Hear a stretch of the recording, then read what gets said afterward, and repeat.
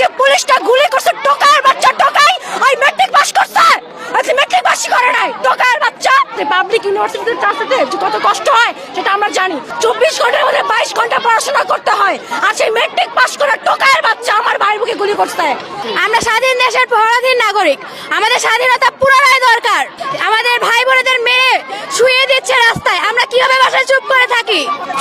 ভাইয়ের কি দোষ ছিল? সে একজন মেধাবী স্টুডেন্ট ছিল, সে একটা পাবলিকে পড়া স্টুডেন্ট আর যে পুলিশটা গুলি করছে টোকার বাচ্চা টোকাই ওই ম্যাট্রিক পাস করছে আজকে ম্যাট্রিক পাসই করে নাই টোকার বাচ্চা ও একটা স্টুডেন্ট একটা পাবলিক ইউনিভার্সিটিতে চান্সতে যে কত কষ্ট হয় সেটা আমরা জানি। দিনে 22টা ঘন্টা পড়াশোনা করে আমরা চান্স পাই, 24 ঘন্টার মধ্যে 22 ঘন্টা পড়াশোনা করতে হয় আর সেই ম্যাট্রিক পাস করা টোকার বাচ্চা আমার ভাই বুকে গুলি করছে। মুক্তিযোদ্ধা তো মরে গেছে, সে কবে? তার নাতিপুতিরা যে অধিকার, মুক্তিযোদ্ধাকে আমি রেসপেক্ট করি, আই প্রাউড অফ ইউ মুক্তিযোদ্ধা, কিন্তু কথা হচ্ছে তাদের সন্তানরা অধিকার